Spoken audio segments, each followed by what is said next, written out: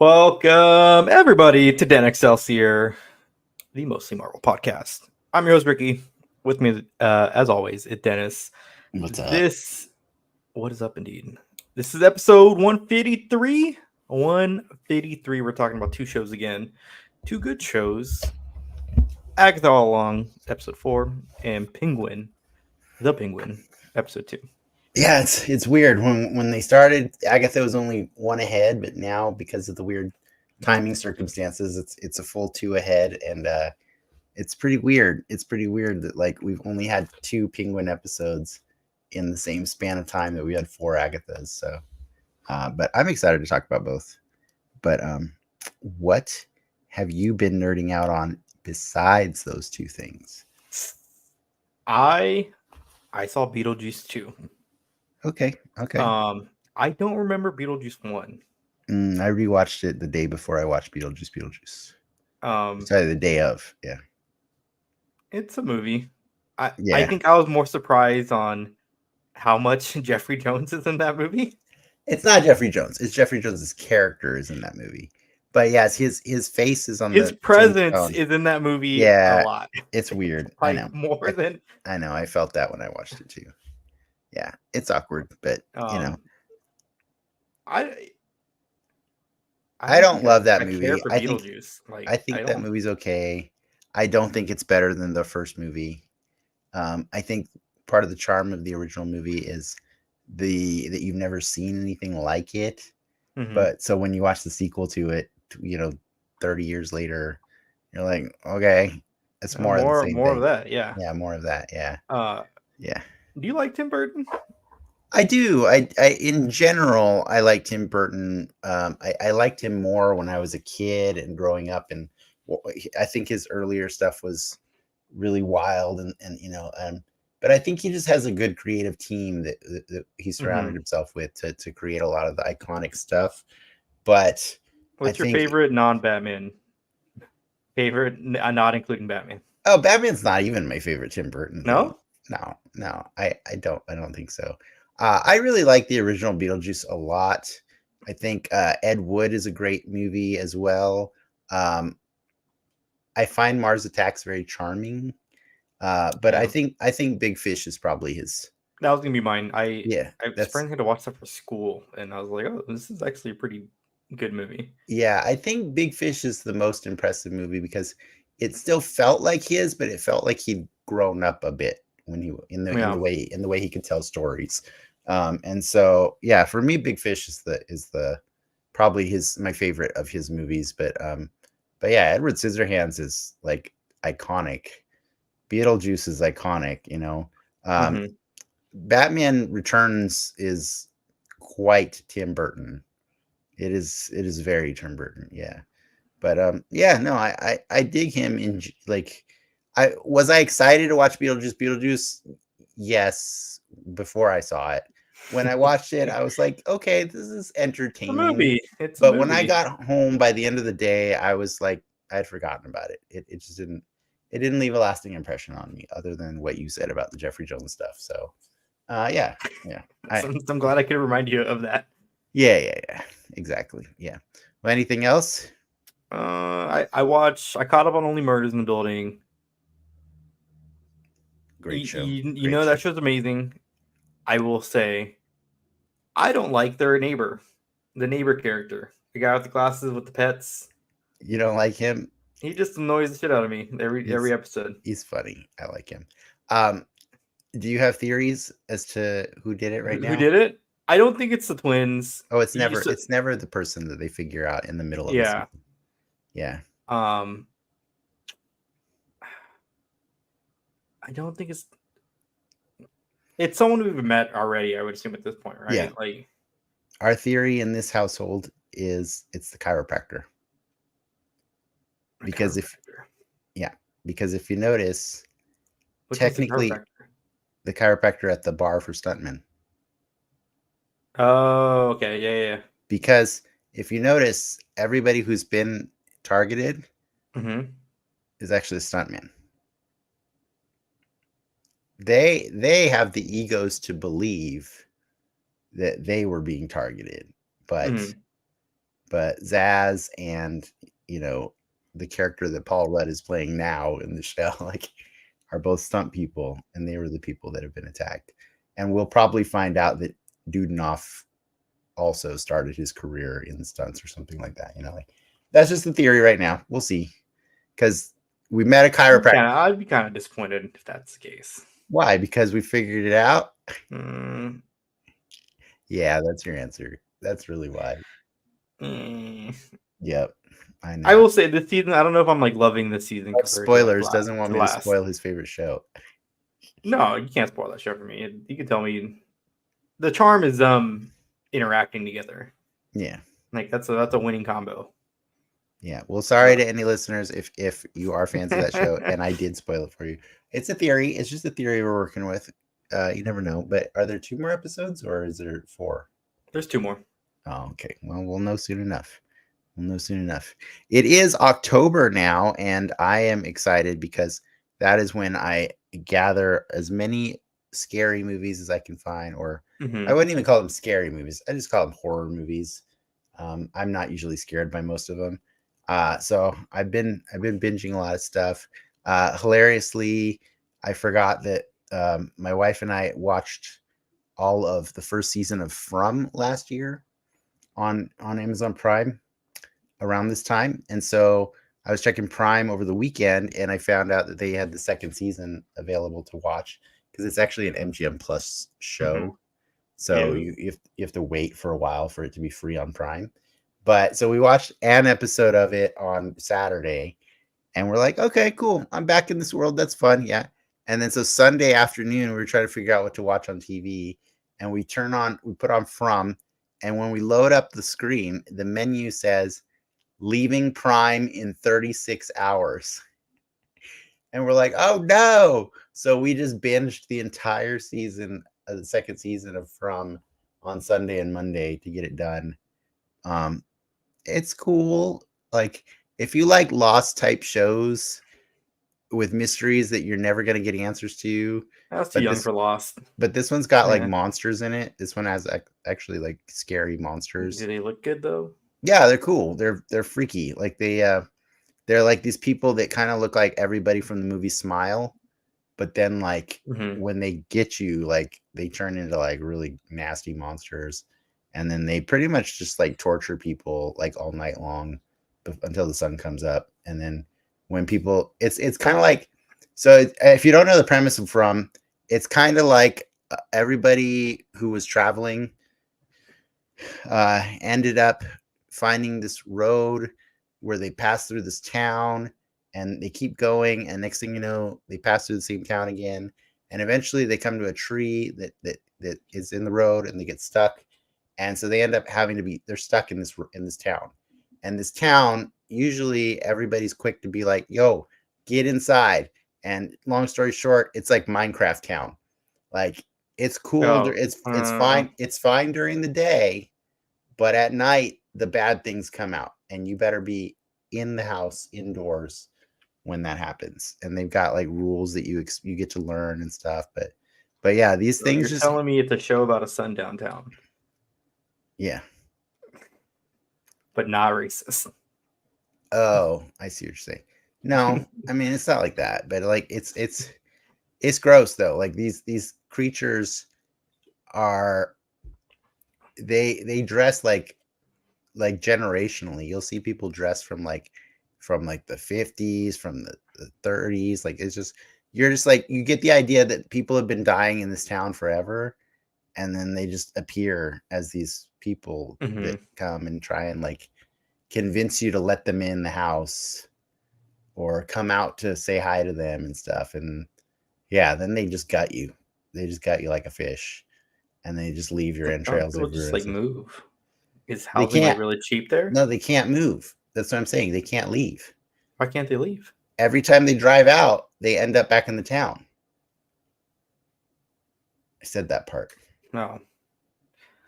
They can't leave. Okay. They can't leave. They're stuck there, and they don't know why. It's a weird magical place that they're stuck in.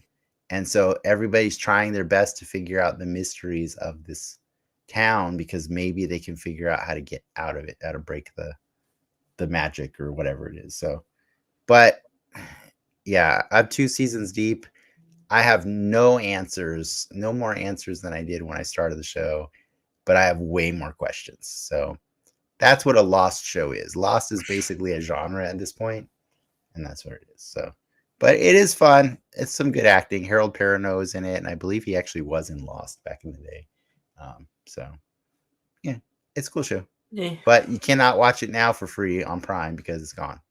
Now you have to What's it planning on it? It's on MGM Plus. Now I have to get MGM Plus. You gotta go on MGM Plus. Yeah. Which, by the way, I'll just rant for a second.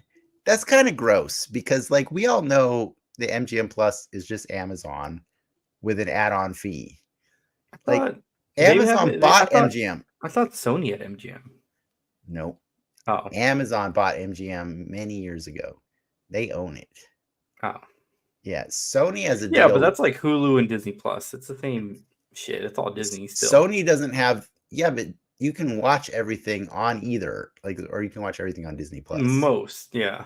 Yeah, but that's what I'm saying. You know what I mean? Like, it's not the same thing because, like, everything that I want to watch on Hulu, I can also watch on Disney Plus. But, like, I can't watch from season 3 unless I want to do the free trial for MGM Plus. It's just weird. God forbid you give them an extra $7 for. Yeah, God forbid, because you know what? You're enjoying. We already gave them $50 a year for Amazon Prime. And then on top of that, now they decided that wasn't enough. And earlier this year, now they started injecting ads into our experience. And that's annoying, man. And so now they're compartmentalizing parts of their portfolio. Now they're like, you know what? Maybe you have to pay extra for some of this stuff. And I'm sorry, but if From is your program that's leading people to MGM Plus, you got problems. All right, you got problems. I'm sure there's something else on there. What else is on MGM? Yeah, Plus? exactly. What is there?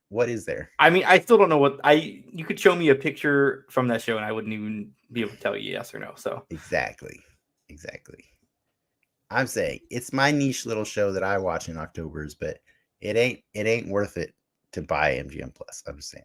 Okay, so don't buy MGM Plus, but watch it. Unless in the comment section you can tell me like a reason to watch MGM Plus that I'm missing out on, because I'm down for that.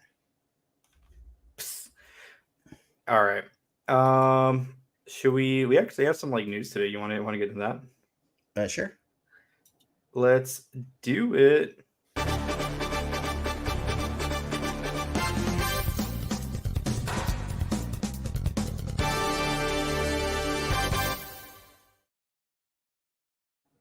Remember Cordy from What If Season 2? Yes. She's getting her own comic. Getting her own Marvel comic. Shocker. Well, I know, right? Yeah, I'm not sure how I'm supposed to react to that one. Is this the first MCU character? Well, she's an MCU original character now getting her own comic. So we get to see the inverse finally happen. But as you pointed out the last time we talked about Cordy, characters have made debuts in games and other medias outside of the comics. Yeah, Agent Coulson's canon now in the comics. Okay. Yeah. And he's also not dead. Well, at least last time I read. Yeah. So it happens. It's been happening. I mean, you know, like you were saying, video games as well. Yeah, this is not a surprise to me, and I'm cool with it. Like, as long as they got a good creative team working on it, and they're doing things to expand the lore of the character, more power to them. Go for Over it. Under, she's in Secret Wars. Oof. It kind of shot themselves in the foot because, like, what is it Devery Jacobs voices her in the show, but she's in Echo from Reservoir Dogs and Echo. Yeah. I don't know that they shot themselves in the foot in that way. I was just more thinking that Devery doesn't look like Kahori. That's fair. You know what I mean? That's where they shot themselves in the foot. But I wouldn't put it past them, but like I do feel like they've been treating What If like it's its own thing, and they're not other than Captain Carter, Mm-hmm. right? Captain Carter, I think, was the nod to What If that we got. Yeah. Oh yeah. And probably the only official nod that we got. So who knows? Who knows? I'm not mad at it though. I think it's cool. I think it's cool that we're getting more stuff.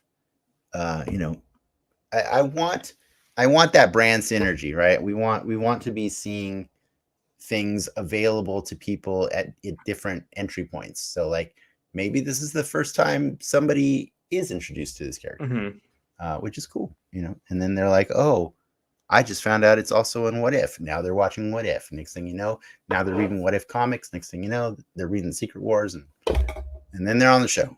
They're guests on the show. Well, on the brand synergy train, we had some news from the distinguished competition. We're getting a Robin movie, or as James kind of puts it, a Robins movie. So this is going to be a animated puppet live action puppet CG. It's from Swaybox. So if you look at their reel, they've done some commercial, and it's live action puppetry that's enhanced by CG. And it looks really cool. But we're getting a Robin movie with this kind of format on basically a story about the Robins. So it's a Dick Grayson and Jason Todd story. Okay. Right. Set in the DCEU or DC, I guess, whatever the new DC universe is. Yeah. I think it's just DCU, right? Maybe. Yep. And then on side point, the writer for the Supergirl movie casually let it drop to Variety as well. But after that movie's done, she's working on a Teen Titans movie. So some big stuff happening over there. Wait, we're getting a Supergirl movie? Yeah, that's confirmed. They already have Supergirl cast too. She's okay. I can't remember her name, but she's in House of Dragons right now. Okay. I think she's actually in Superman too. That would make sense. Yeah. All right. Yeah, I don't know a lot about what's going on other than Superman and Lanterns, but I'm excited for it all. Like I know we have some animated shows that are going to be coming around. I know Peacemaker's getting season 2. I recommend taking a look at the again. It's Swaybox. How do you spell that? SWAYBOX. Okay, Swaybox. Okay, gotcha. Okay, their reel's pretty impressive. Like you've probably seen some of their commercials out there, but to me, this is kind of like it's like a crack at it, like a Spider-Verse-esque film in terms of like the artsy side of what these things can be, as opposed to just full franchise films. Oh my god! Right? I just saw a clip and I'm like, what is that? Is that indeed? Last bit on the TV movie front. Oh god, that's creepy. Swaybox. We had some Nova. We had some Nova news. Yeah, I saw that earlier today. You posted that to our little group chat. That was it's a series. Is it a series? It's a Nova series. So they haven't been coy with it. It's kind of like the open secret with Wonder Man that they are working on a Nova project. But we got some listings through the Film and Television Industry Alliance production list. Is kind of like the white sheets for what's going on in Hollywood and who's working on what in a somewhat more professional capacity than like an IMDb. But they're listing our boy Sholo. Is it Mariduenda? Duena? You guys may know him as the Blue Beetle from 2 years ago, but he's listed as a character named Sam. Oh my goodness, Sam! I'm trying to remember his name. That could be a placeholder name.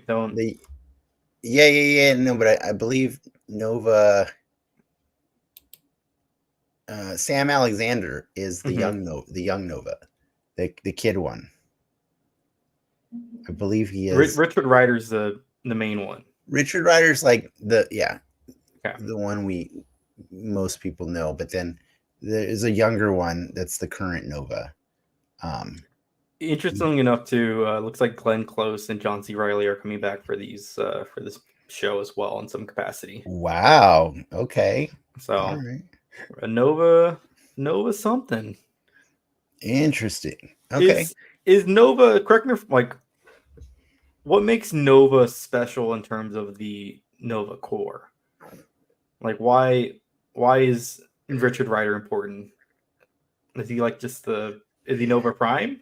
If I remember correctly, no, he's not Nova Prime. Nova It, Prime's Glenn Close. if I remember correctly, Richard Rider like got access to the Nova like helmet and stuff on Earth, if I remember correctly. Mm-hmm. Um, But he has power, so he was chosen at random to inherit the power. Yeah. You know what? Honestly, the more I look at it, it's you're splitting hairs when you compare him to the Green Lantern Corps. He's the Earth one. That's what he is. But he is the only one that has powers, right? Or no? He shoots things out of his hands. Yeah. He might be. I don't remember if the other ones do, but Sam, I believe, has powers too. So I'm not a Nova expert. Like I wouldn't ever claim to be a Nova expert. He was in the New Warriors back in the day with like Night Thrasher and Rage and some other people. Like, yeah, he's quite the, like, for a long time he was like a C-lister type character, but then eventually, when they took him out into like the more space arena, he started being an important character in a lot of like Guardians of the Galaxy storylines and stuff like that. So he is kind of the member of the Guardians of the Galaxy that has been omitted from Guardians of the Galaxy movies. So it's interesting that we're finally getting him separate from those. But you tie it back with John C. Riley and Glenn Close. That's kind of interesting. So I'm down to see it. Like, I'm sure they'll have a Richard Rider at some point, but I don't think. I mean, I'm sure people do care. Like, people care more about Nova than they do the Guardians of the Galaxy. So. Oh yeah. He's definitely more of a name grab for sure than the Guardians were at before the movies. Yeah, exactly. So, but yeah, I can bone up on my Nova lore for you for the next time we're on the show. But like, I honestly, like, I can't know everything, man. I can't be that guy. I thought you did. Yeah. How many Nova toys do you own? 3. Okay. Is that like all of them? No, there was an older one that I got rid of because it was ugly. Oh. I have one Richard. No, I have. Yeah, no, I have 2 Richard Riders. No, maybe 4. It might be 4. I think I have 3 Richard Riders and 1 Sam. Yeah. There you go. You're a Nova Corps. Yeah. I know. There you go. But yeah, no, it's a. I mean, I just get every character, and then I try really hard to learn about them, but it's too many sometimes. He's not my thing. He's not my thing. Sorry. Too many shows that we're going to be talking about. So let's get right into it.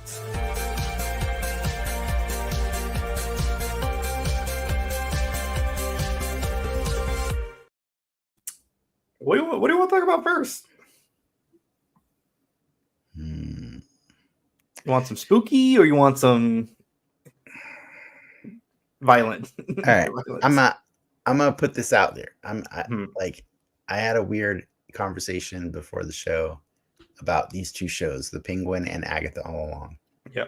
And I think it's a really funny thing that 2 weeks ago I was like, Agatha's cute.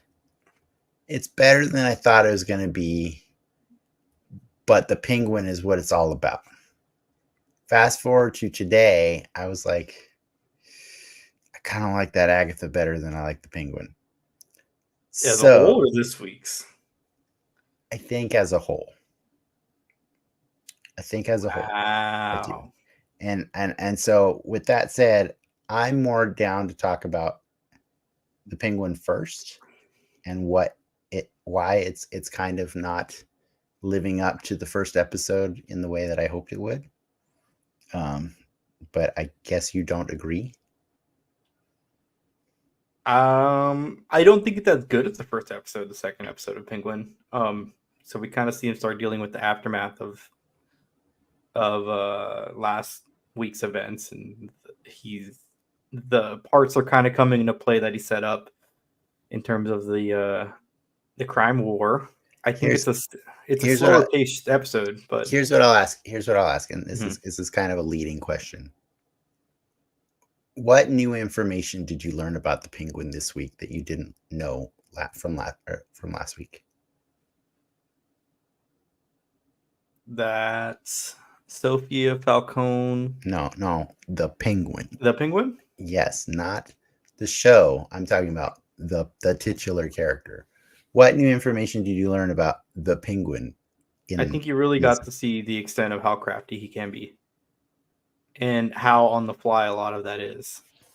I think the first episode you saw some of that, but you weren't always aware of like how much of the game he's playing, like how much chess is he playing versus checkers. And I think this episode highlighted that often than not, he's reacting on the fly. He's not pre-planning a lot of this shit up.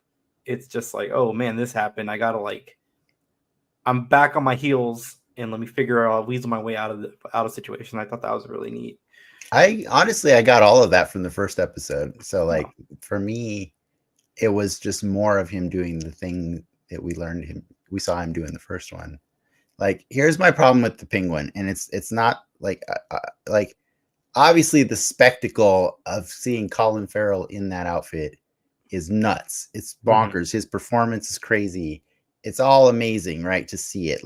But once the magic of that kind of washes away a little bit, what you're left with is a character that is kind of one note. Like, what you described is just what he does. That's his existence in that show.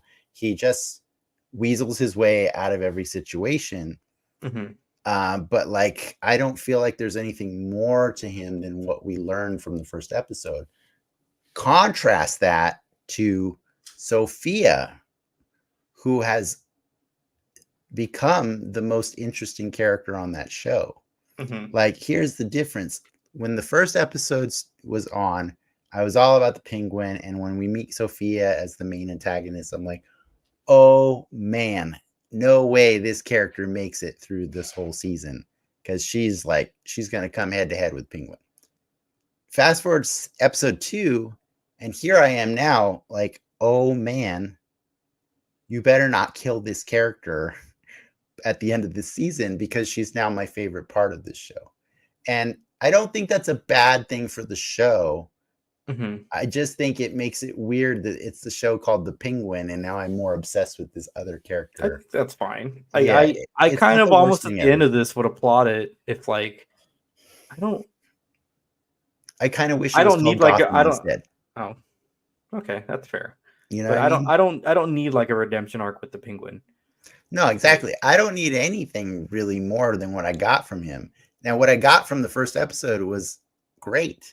But now I'm like, okay, well, where do you go from there with this character? Now they could prove me wrong, and so I don't mean to say that this week's episode was bad by any means.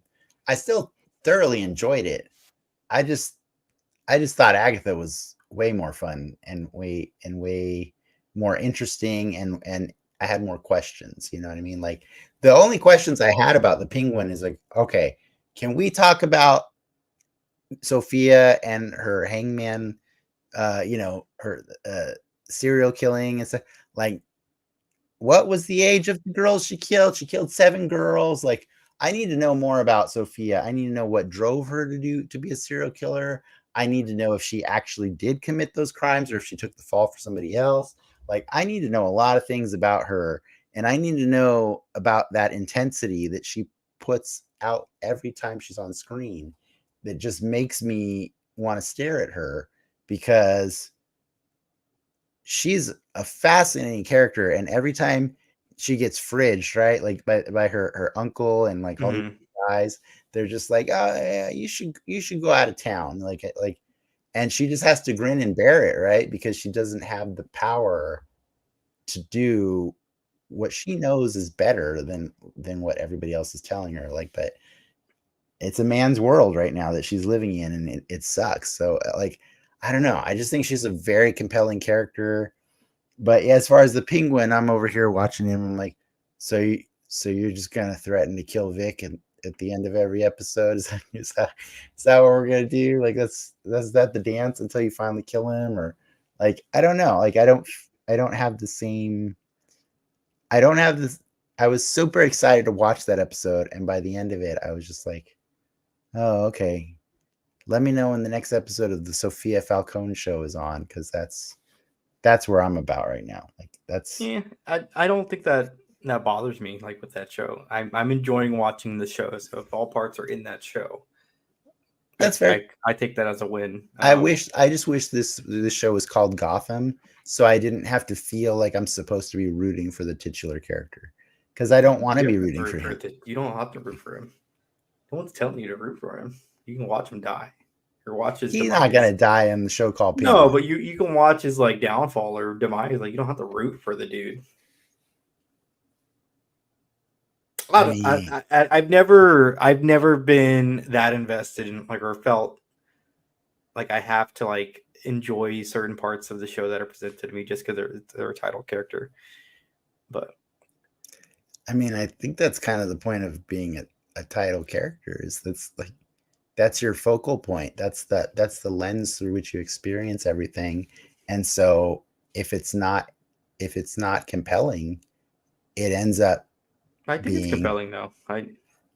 yeah, I don't think his story is compelling right now. Like, I think it was last week, and now it's just like, okay, you're just going to keep playing checkers. Got it. Got it. You're going to keep playing checkers until you get one up on somebody just barely. Like, I thought it was hilarious. Like, the Maroney family found out what he was doing, and he's like, yeah, but you're wearing that ring, so you might as well play along, and it's like, okay. I thought it was interesting that Shora Agadishlu is the matriarch of the Maroney family. I think in the comics, the Maroney family is also Italian American. So it was cool to see them kind of, speaking Farsi and being a largely Middle Eastern family. It was like, okay, that's cool. Like, we're diversifying Gotham a little bit more. That's cool. But like, I do love that actress who's playing Boss Maroney's wife. That's awesome. She was in The Expanse for every season, and she is probably my favorite character in that show too. So yeah, I just like, that's what I kept when I kept watching that. It's just a weird nitpick, but I'm like, I wish this was the show called Gotham instead of the old show we got that was called Gotham. You know what I mean? Like, because then I could just be like excited to be like, who are we meeting this week? But like, because of the title of it, I have this inclination to be like, all right, Penguin, what adventure are you taking me on this week? That I might get distracted by these other interesting characters. Like, does that make sense? I don't think it's a bad thing because you're fleshing out this Batman's universe. Like my kind of hope pie in the sky right now is whatever the drug they're gonna get, the new thing, is somehow like a scarecrow like derived concoction. Okay. And you start interconnecting these villains in a way because like they're all, I don't want to say like in Batman lore they're all buddies, but they all kind of interweave with each other in interesting ways that are not just like let's all kill the Batman. Like there's definitely like a give and take with the power struggles that they all face. So to see that kind of play out in more of a long form setting, I'm down for it. Let's go. Yeah, I mean, I don't know that I need it to be a scarecrow toxin kind of drug, whatever, but like, Sure, if it wants to be, that's cool, I guess. Yeah, like I want to see. Here's what let me reframe everything I've been Mhm. saying here. I want to see why the Penguin needs his own show, other than the first episode. You know what I mean? Like, why does he need 8 episodes or 6 episodes, however long it is? How do we know how long it is? Is it 6? 6. I think it's 6. Why? Tell me. Like, I want the show to explain to me why the Penguin needs 6 episodes. You know what I mean? Like, I'm not saying I dislike it. I'm just saying I like elements of it that aren't the Penguin more than the Penguin. That's it. That's my. Yeah. That's my. It's not. I'm not knocking the show in any like I major think you way. are. I still thoroughly like enjoy it, but I'm noticing that my eyes are wandering towards Christine Milioti playing Sophia Falcone because she is delivering an amazing performance every week, and it's really cool. It's cool to watch her. I also just love that, knowing that in the comics, Sophia Falcone is this giant hulk of a woman who like can easily like break a man with her bare hands, and she's this like petite person that's smaller than Could be everybody in a that movie, a in that Bane show. drug that's coming in. Bane juice is. We saw Bane juice in the Batman. I really don't want to see Christine Milioti pumping like venom to get all buff. Never know. Yes, you never know, but I think I do know that they're not going to do that. Okay. Well, I think I do. Stay tuned Yes. for the finale. That's Ricky's. I'm gonna be pissed if Sophia doesn't pump venom. Yes, and out of context, that sounds weird. Yeah. Well, they were kind of pumping. They were pumping venom in Agatha last week, or they were poisoned. Okay, just to be clear, venom is the I know toxin venom that is dark. Yes, that Bane uses to roid himself up. So yes, not the character Venom. Nobody's Who- pumping him right now. who's newer, Bane or Venom? Like Bane. the Sorry, character. newer Or Venom. sorry, I guess who? Okay, Bane, because Bane's also in the 90s, right? I don't think either of them is from the 90s. Or sorry, late 80s. I don't. Oh my God, are you serious? Bane is from 1993? Yeah. Really? I felt like that was. Oh, my years are passing behind me right now. It feels like so much longer. Is Venom 89? 84. Okay. 84. So Venom's way older than Bane. Okay. That's crazy. I would never have guessed that Venom was that much. There's your He's fun 9 trivia. years. 9 years older than Bane. That's crazy. Well, then that's just awkward that that's what Bane juices up on. Okay. Yeah. That was deliberate, that choice of name. Yeah, that was deliberate. It's confusing. Stop it, Bane.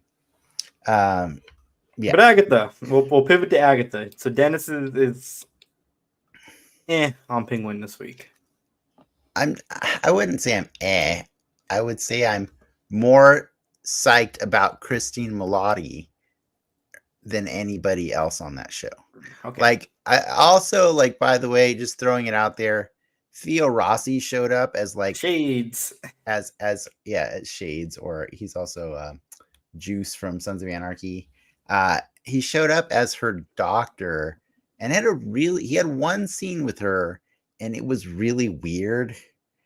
And I'm like, sequence. Yeah. And I'm like, Theo Rossi, stop being the weird guy in every show you show up in. Like, you're too weird, man. Like, so I hope that we get to learn more about that. But like, again, that has nothing to do with Penguin. Possibly. He was in Daredevil, and he was in. Wait, he was in Daredevil? No, he's in Luke Cage. What is it, Luke Cage? Luke Cage. Yes, he's in Luke Cage. Luke Cage, and he's in Sons of Anarchy. Sons of Anarchy. He's in Army of the Dead. That's where I recently saw him. Oh, okay, gotcha. I do like him as an actor. I just think he ends up playing really weird characters. That's, I guess, what he likes to do. That's fine. It's fine. Yeah, no. So if you want to pivot to Agatha, since I just want to clarify, it's not an A for Penguin. I still really like that show. It's still good.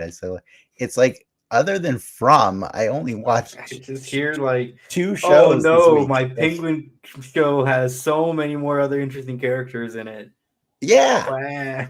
Yeah, that's how I feel. That's how I feel right now. Is like, why is everybody else way more interesting than the Penguin? That's how I feel.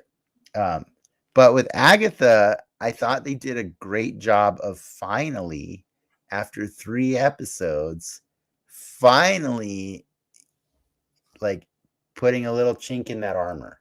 You know, we're finally getting past her wall of, like, she's been putting up a wall for so many episodes, right? But now we're finally seeing the human side of Agatha like come through, right? They intentionally start this episode by showing, what the episode was titled, "If I Can't Reach You, Let My Song Teach You," right? It's another lyric from the Down Down Down the Road song that they created for the show. But the episode starts with Sharon Davis, like Deborah, played by Deborah Jo Rupp.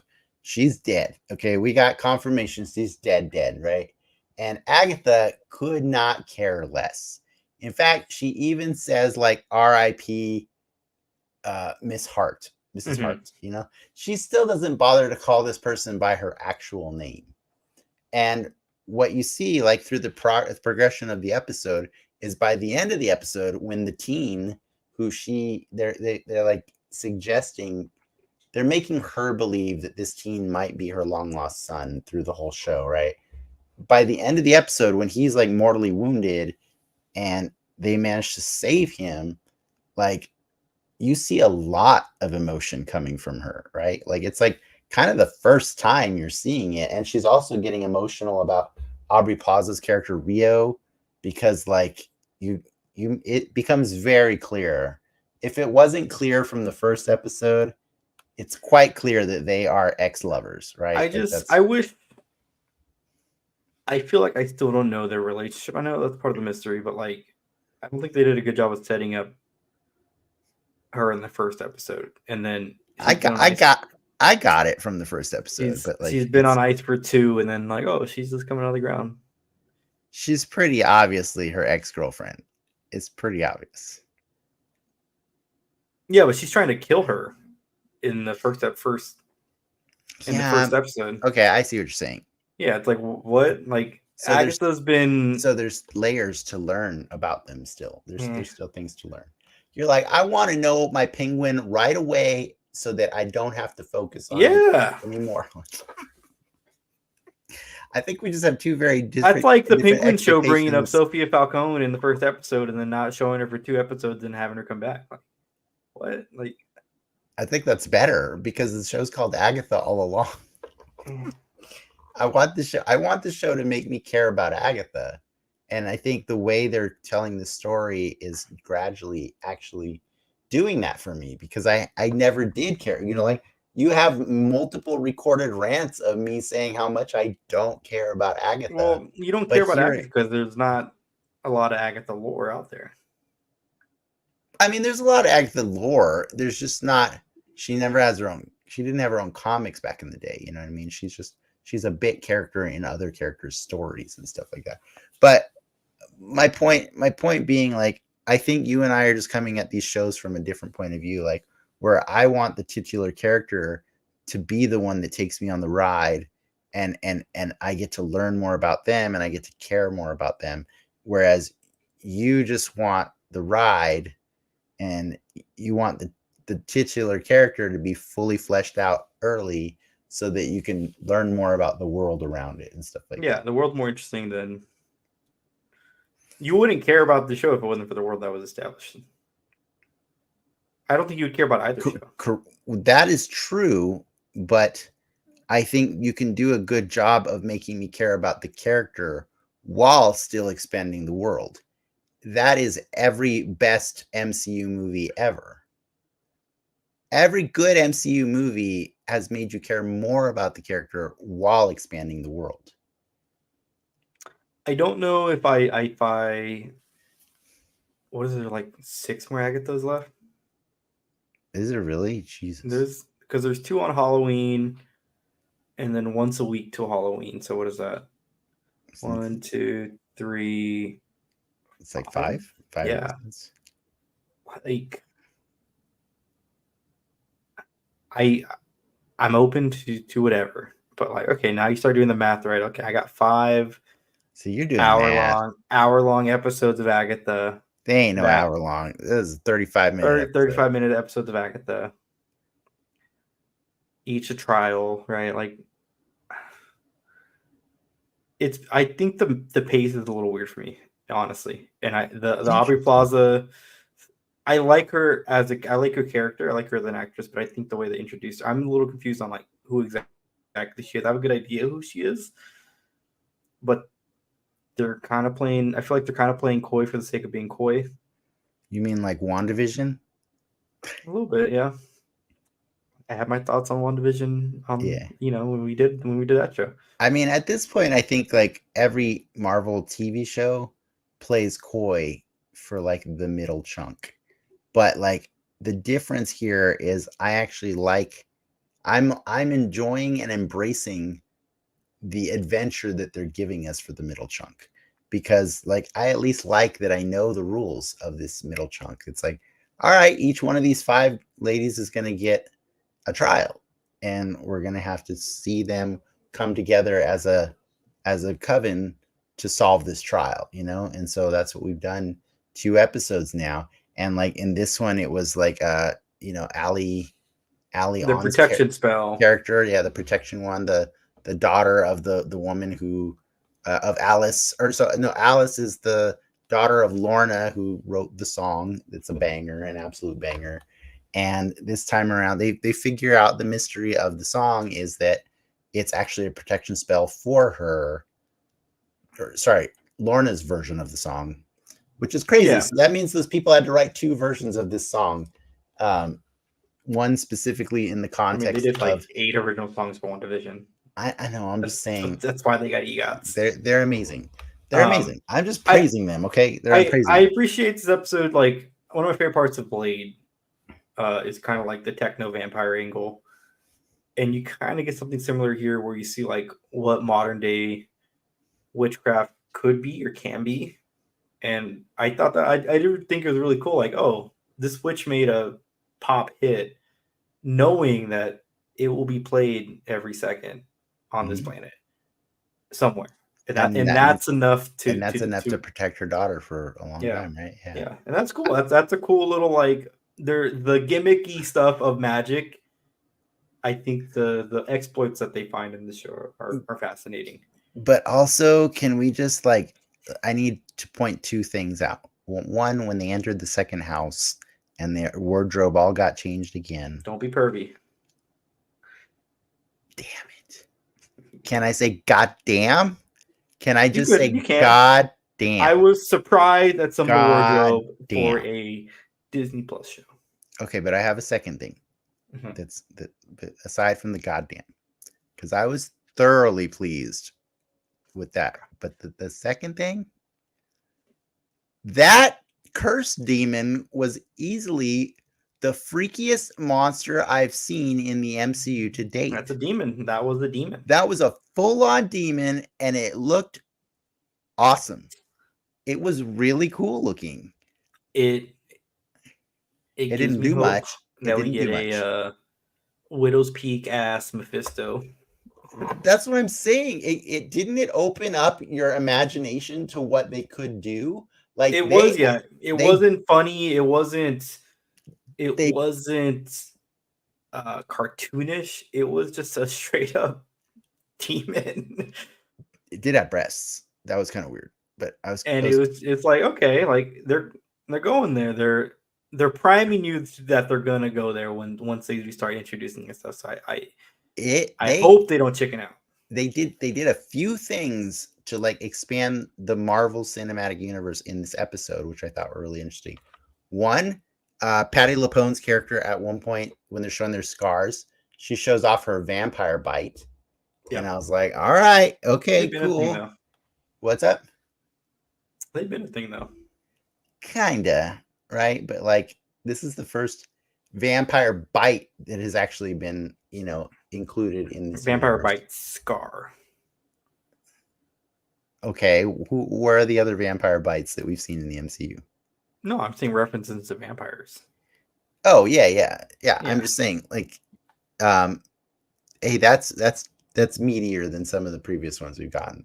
We never actually gotten Blade in the MCU. We got Mahershala Ali's voice on the other side of the camera. You know what I mean? So I appreciate that.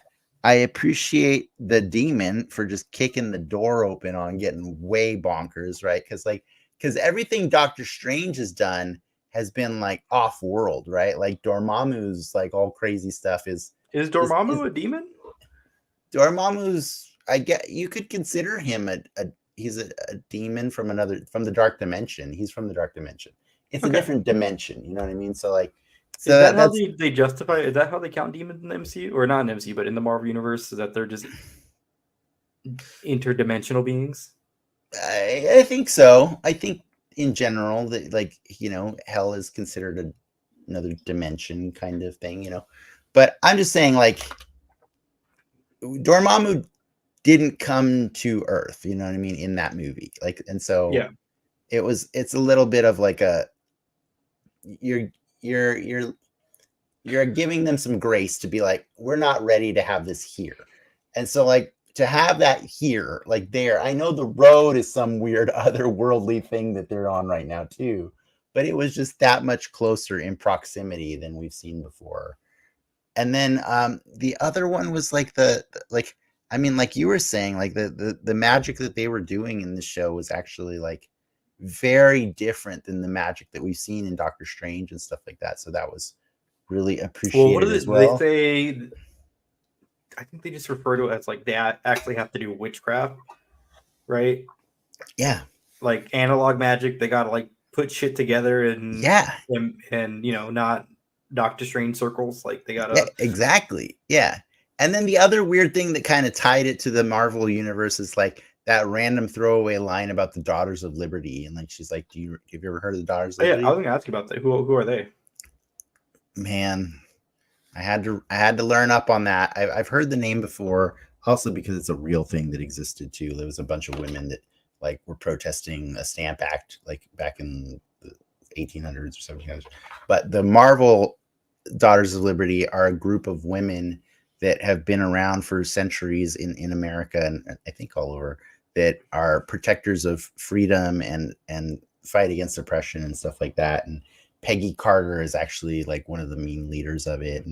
But Harriet Tubman has also been a member of them. They have like superpowers, or like some they've been trained in magic by Agatha Harkness and stuff like that. What? I don't know if Harriet Tubman was trained in magic, but we all know what the Harriet Tubman is I'm talking about, right? It's not like go freedom train, go.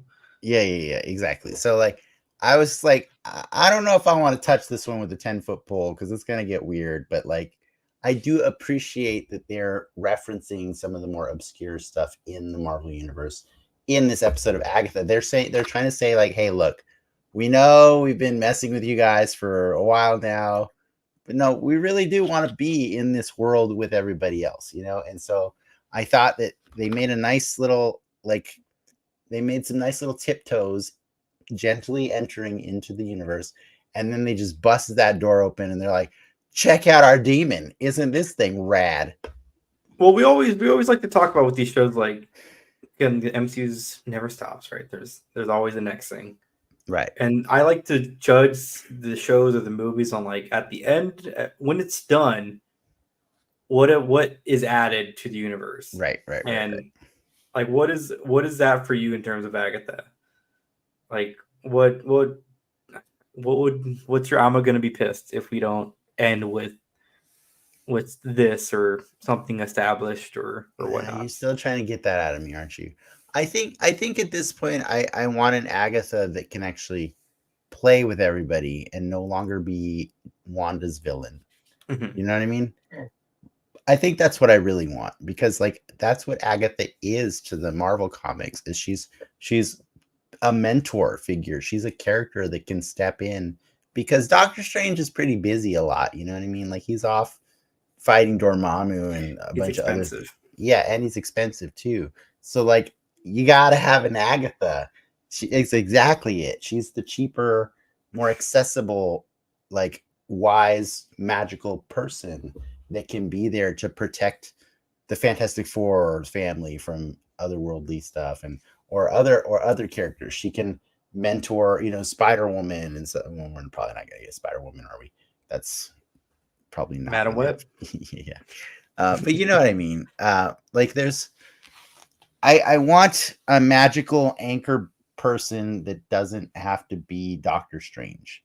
Like and then like it doesn't help that they cast Charlize Theron as Cleo, because it's like, all right, well now that one's too expensive too. You know what I mean? Like it's so we've been leaning on Benedict Wong a lot. Like Wong Hey, he's been getting Wong work. showed up a lot in phase 4, right? In phase 4, Shang-Chi and She-Hulk. She-Hulk. I thought there was another place he showed up. I mean Doctor Strange, but Yeah. Sorry, and Spider-Man.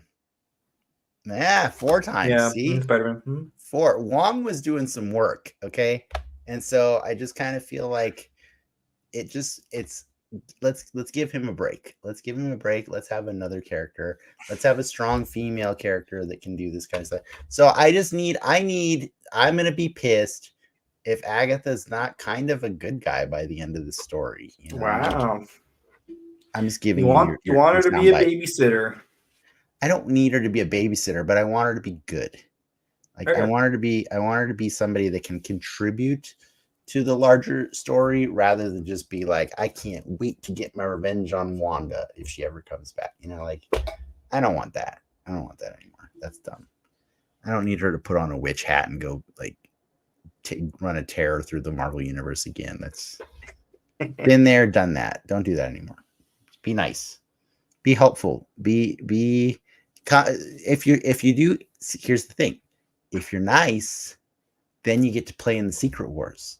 You know what I mean? Like that's. What is Agatha doing in Secret Wars? Hey man, Agatha's doing a lot of stuff. Okay, you just leave her alone. Leave her alone. She's doing more than Penguin's doing. I'm just saying. Give me the Penguin Secret Wars. No. As long I as he want to has see the him hobble umbrella, out there. as long as he has the umbrella gun, then that's fine. It's cool. But yeah, no, I'm just really happy with Agatha, because I didn't ever expect to be happy with Agatha. And so I think that's a really cool thing, that show has made me a fan of all of these characters. I wouldn't say all of these characters, but like I'm definitely a fan of Rio. I'm a fan of Agatha. I'm coming around on Jennifer Kale. I really do like Zashir Zameda in the show. I think she's just awesome. Teen is less annoying to me this time around. I was a little annoyed at like how Rio tells Agatha point blank to her face, that's not your son. And then they just sit there on this super long, awkward pause and then cut to credits. And it's like, I don't know, like, are you saying that so that she'll be safe? Or are you saying that because it's true? Do you know what I mean? Like, I can't tell. I think the trick is she who desperately wants to believe it is, right? Yeah. Whether or not we, the audience, believe it. I don't care. Okay. Well, you're not there. You're not there. Yeah, I'm not there yet. That's fine. Like, I think the most diabolical person.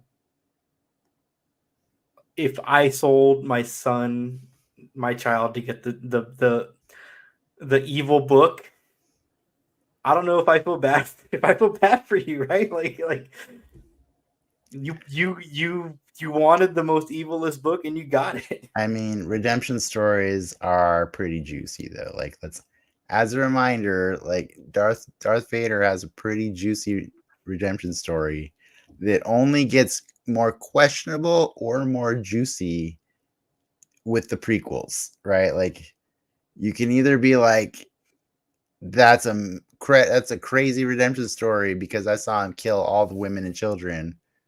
Or I have the same thoughts about Darth Vader. So, but you can still feel like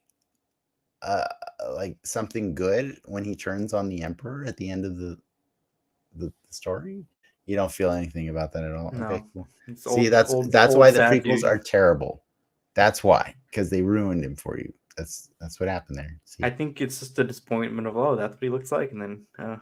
Well, I think in general though, like I think that's a bigger problem with WandaVision as a whole, right? Is I think that the events of WandaVision were so terrible that like it kind of makes Agatha and Wanda look like giant pieces of shit, right? So like, yeah, Wanda's a big piece of shit. Like I don't think she's like, I don't.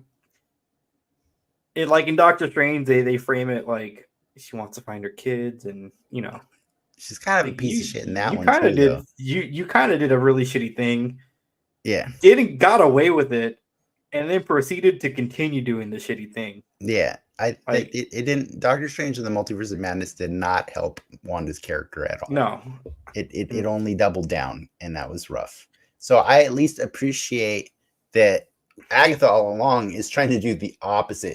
We're trying to do healing work, right? Like we're actually trying to heal from this experience and I guess heal the audience as well, because I'll say, like, if you can heal from, and I'm sure it's probably been done in the comics, but if you can heal from the temptation of, it's called the Book of the Damned, the evilest, yeah. the Darkhold, the evilest book in the world. I think that just diminishes what the Darkhold actually is.